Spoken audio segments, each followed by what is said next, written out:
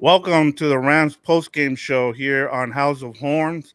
My name is Victor Corona, aka Vic the Producer, and joining me live from SoFi Stadium is Gilbert Manzano, who does it for the LA Daily News, the OC Register. Gilbert, how was that locker room tonight? It was a quiet locker room, as you expect for a team that lost, eight consecutive regular season games to the rival 49ers. Uh, it's a lot of soul searching, finding answers, figuring out what's going on. Because, Victor, that first half was really well executed by the Rams offense, defense, offensive line. Maybe I jinxed them, Victor. I don't know. But the offensive line did not allow a sack nor a quarterback hit in the first half. I tweeted that out. People got excited. And in the second half, it just went downhill. And I just saw a tweet or a quote from Nick Bosa saying it felt like the Rams gave up in that third quarter. And when they went down 10 points in the fourth quarter, I started writing my story. This offense has showed me time and time again they cannot play fast. They cannot make double digit deficits or make up for it. And so far, I'll say this, Victor, because I'm seeing the comments here. The Rams offense is just as slow as I am with writing my stories. People are waiting for this post game show, and I'm here very late. So I'll just end with that on my first takeaway because we got a comment right there. From Daniel Calderon. So there you go. He answered your question there, Daniel.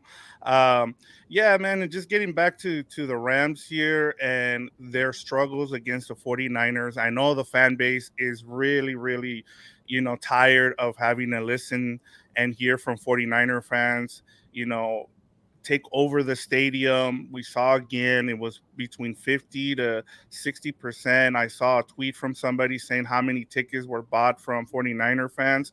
And so I'm sure even having lost another one against the 49ers is not something good for and I get their frustration tonight, and they deserve to be frustrated, especially as you talked about from that first half. Matthew Stafford was great. He was 17 of 21 for 150 yards, two touchdowns, one passing, one running.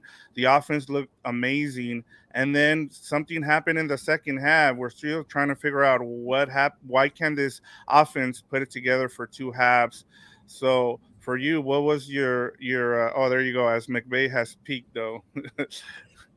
Yeah, that's the weird thing, Victor, because they won the NFC Championship game. That's the one that mattered the most in this rivalry. Like they get the point at the ring finger, they got the bling. But then I think the mind games are starting to creep in for this rivalry here because eight straight in a row is a lot of games to lose in the against a rival.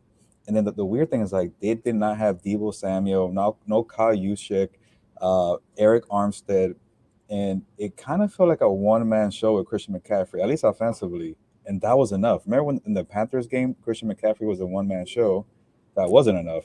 Now you got coaching with Kyle Shanahan and that scheme that he has. He's throwing a pass out there. So I get why people are frustrated. And, the big story, I think the big one is not about the rivalry, I feel like. It's like, what does this Rams team do at the trade deadline, which is Tuesday? Is this team a player away from turning it around? Are they a Brian Burns away, a Brandon Cooks away? Alvin Kamara from the Saints is on the trading block. Like, are they able to do that?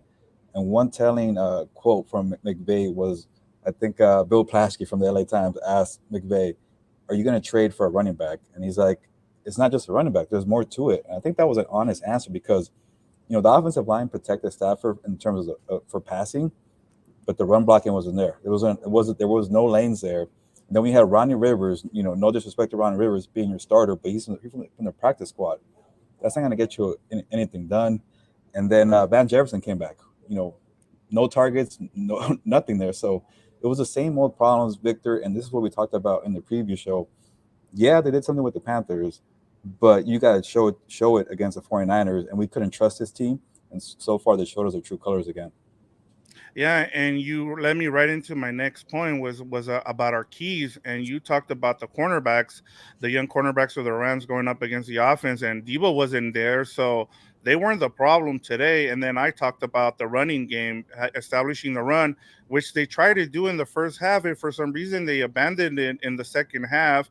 They go on a three and out to start the second half, and then the 49ers just steamrolled them for 21 points there in the second half.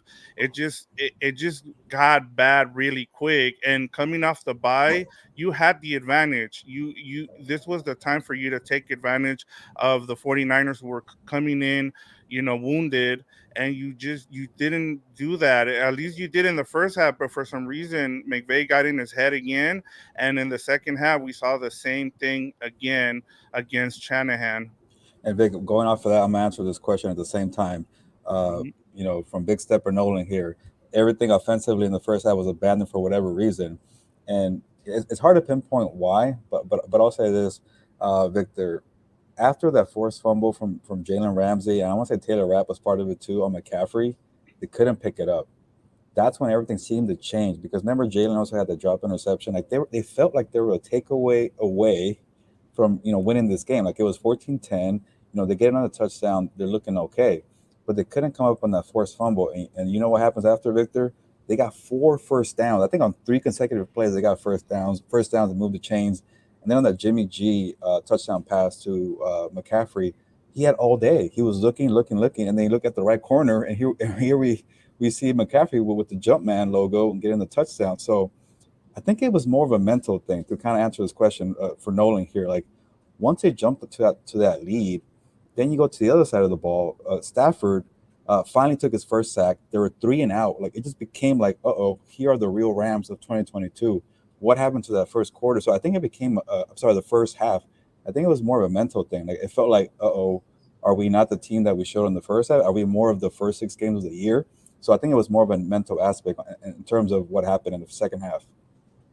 Yeah, and I mean, he Stafford goes 5 of 12 for 37 yards after that first half that he had. I mean, he had a really good half, and then on defense, as you talked about, McCaffrey just took over. He had the hat trick. He was the third running back since 1970 to pass for a touchdown, rush for one, and catch one. And then he accounted for 183 all-purpose yards, which was almost 50% of the Niners offense. I mean, it was just a total takeover for McCaffrey, and this is why people wanted them to trade for him because even if you have a bad offensive line, he covers for a lot of deficiencies, as you saw, because the 49ers offensive line isn't great outside of Trent Williams. So that's why you trade for someone like him.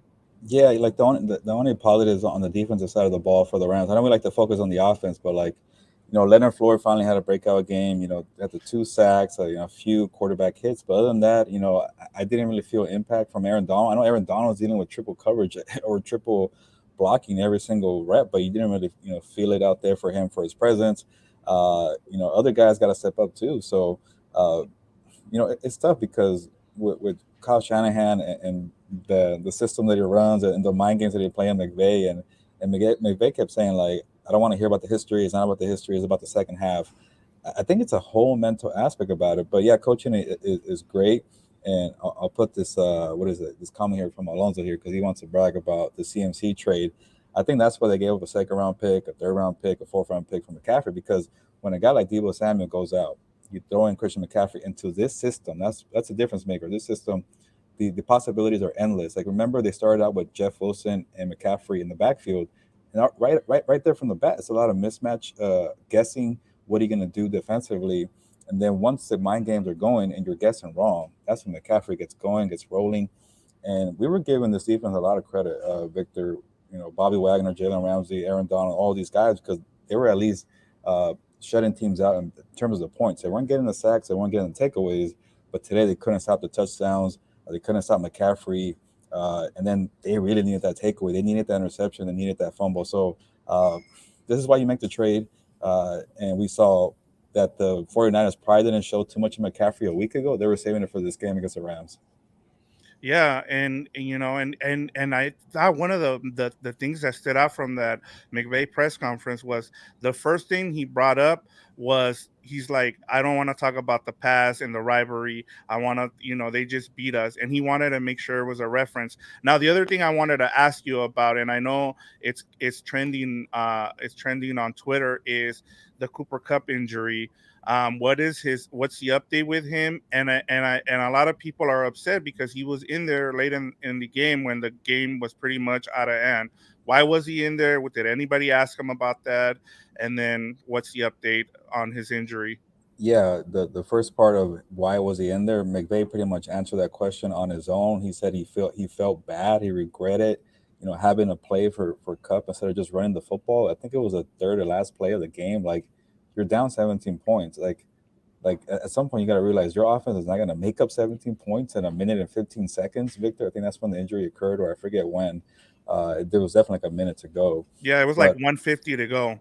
yeah, but in terms of Cup being okay, he spoke to us after the game.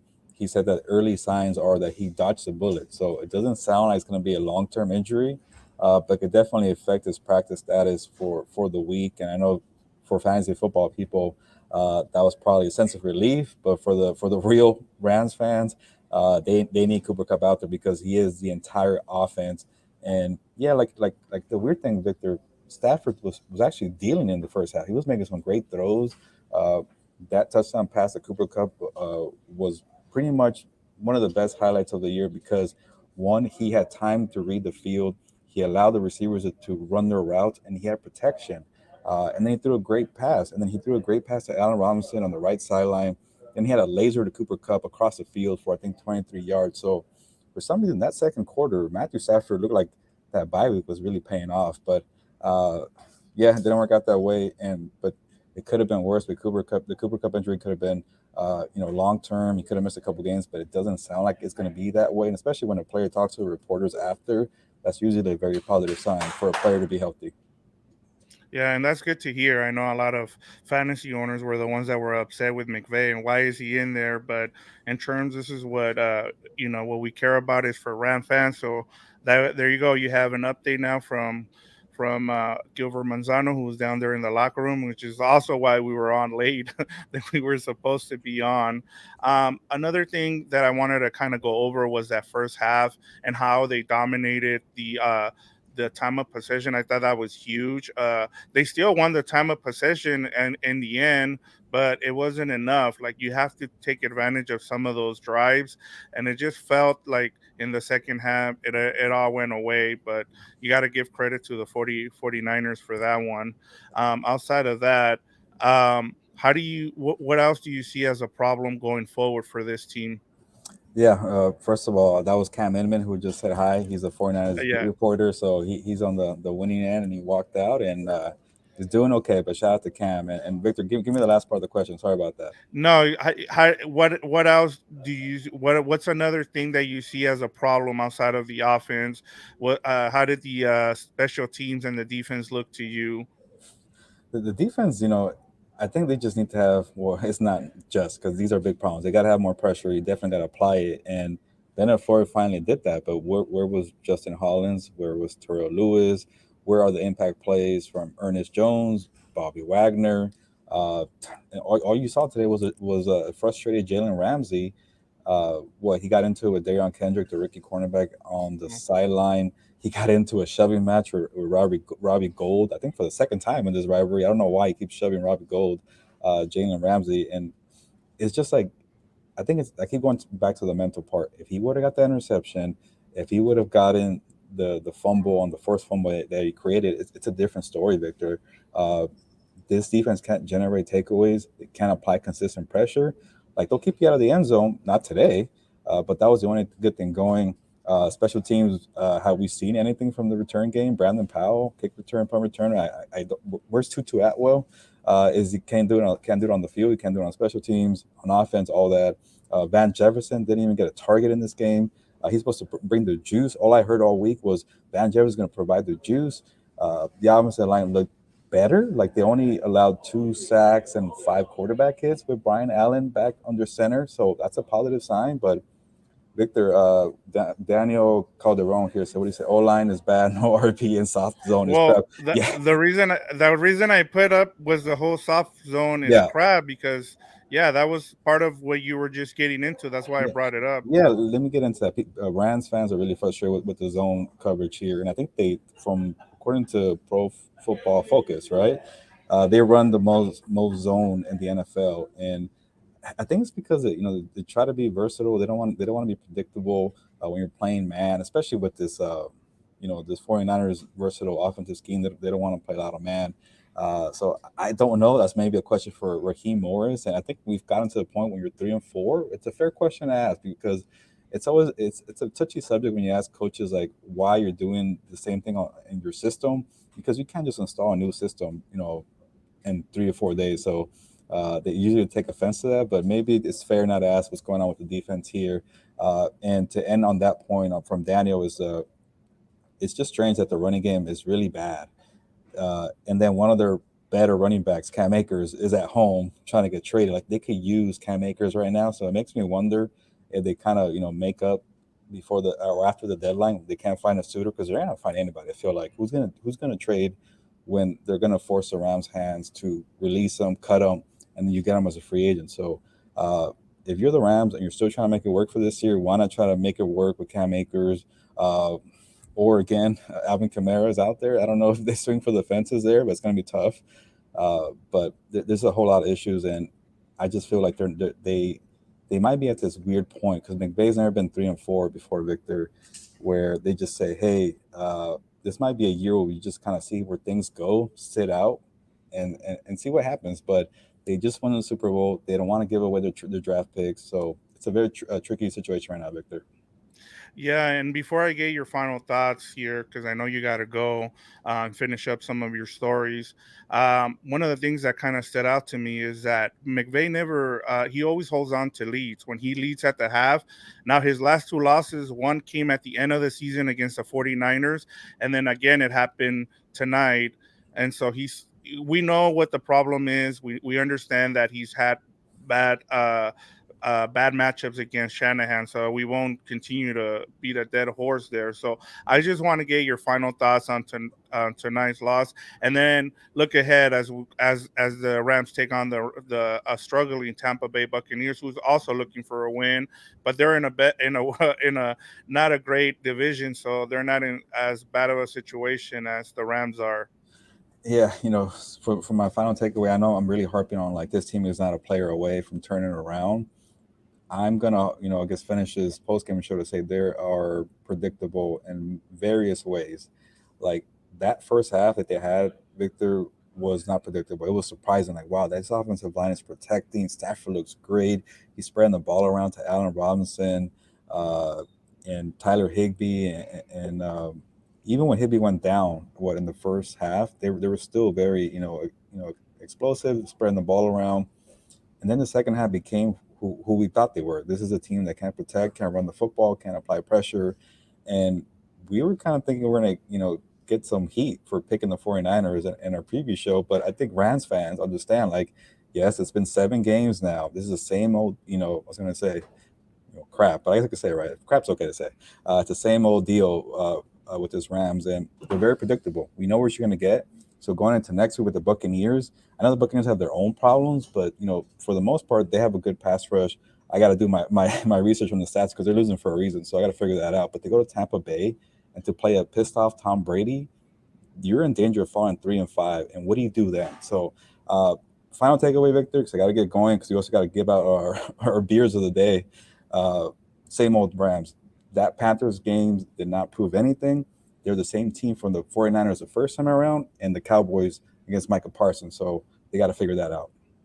Yeah, and for me, it's is whether or not you think this is a playoff team. And I'm not saying to you, I'm saying as a Rams organization, because if you are, then you need to go and trade for somebody on Tuesday. If you don't think you are, then you might as well just not pack it in for the rest of the season, but not give up any of your draft picks at this point.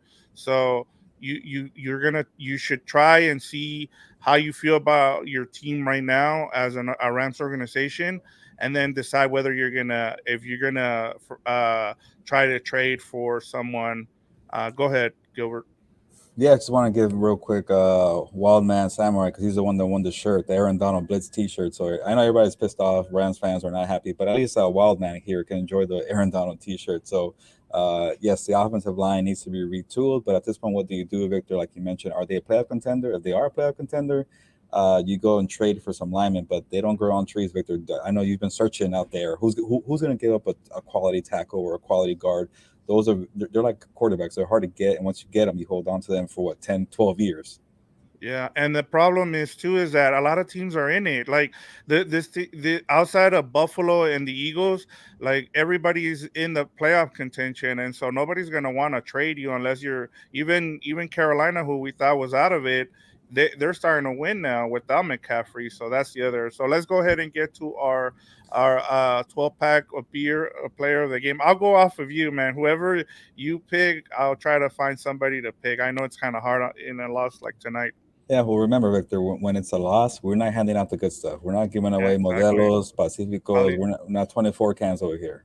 probably some natural lights. Yeah, yeah. For this game, we could go with Rolling Rocks here. Whatever cheap college beer you could find.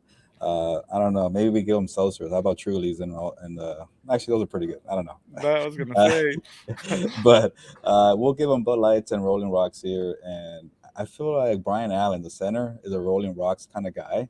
I think he'll enjoy it. Like he's like a Pabst Blue Ribbon kind of guy, so he'll enjoy that. But for the most part, I'll say the offensive line was better. Like you saw Nick Bosa get in the backfield in the second half, but it wasn't the Nick Bosa performance of Monday Night Football, right? Like it was just like you couldn't do anything against his defensive line. So I think Brian Allen made a difference. It's just when you have Brian Allen and Rob Havenstein and three backups, it usually does not help you for 4 quarters. But at least Brian Allen got the communication right. There was good command, but it sounds like they're not doing well in the run blocking. They're doing okay with pass protection today. So I give Brian Allen a 12 pack Rolling Rocks on his part for today. For me, I'm just because I said his name as one of the guys that I wanted to see do something as part of my keys to the game, and that's Greg Gaines. He had a sack tonight, thanks to Aaron Donald, who opened it up for him. So I'll give it to him just because he stepped up and got a sack today. One of the three. I would have gone with Leonard Floyd, but that would have been too easy. So, but with that, go I ahead. was What gonna were you say, gonna? I was gonna say, isn't that frustrating that Leonard Floyd and Greg Gaines finally break out of their sack drought and they still couldn't do better defensively with a takeaway or something, a pick six or a scoop and score? And the thing is that Jalen Ramsey had a chance at two picks in the first half, and they just went off his hands. So, I mean, there you go. But I know you got to go. Plug your stuff before you go. Let us know what you're working on. What stories can people Ramsat Yeah. expect on the OC register?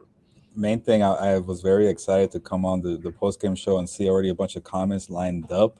I know people are frustrated, but at least they're engaged, and that was a big goal here. House of Horns, and sorry if I'm whispering because people are working around SoFi Stadium. Some people are probably annoyed with me here if I'm shouting a little too loud, but I appreciate the engagement. Hopefully, uh, they enjoyed this post game show. We have a preview show every single week, and we're gonna do this every single time, win or lose. So thank you, Big Stepper Nolan. I appreciate all the comments today, and I appreciate your patience because I usually try to jump on after I'm done writing my stories. So on that transition, check out my stories at the Orange County Register. I already have 2 stories up right now. One on this debacle of a game. If you want to find out what happened or what people are saying in the locker room, check that out. And the other story is that's why I was held up a little bit. Okay, the Cooper Cup injury. We spoke to him in the locker room. Had to post that story right away because people need to know what's going on with Cooper Cup, and he's okay. It sounds like he's going to be fine. We'll monitor that throughout the week. But definitely check out my stories or follow me on Twitter. I post all my stories there at gmanzano24. There you go, guys. So with that, let's put a bow on this show and get us out of here, Gilbert. I need a cold one, Victor. I'm sure you do Yeah, too. So let's get out of here. Ya nos yes. vamos, pues, vámonos.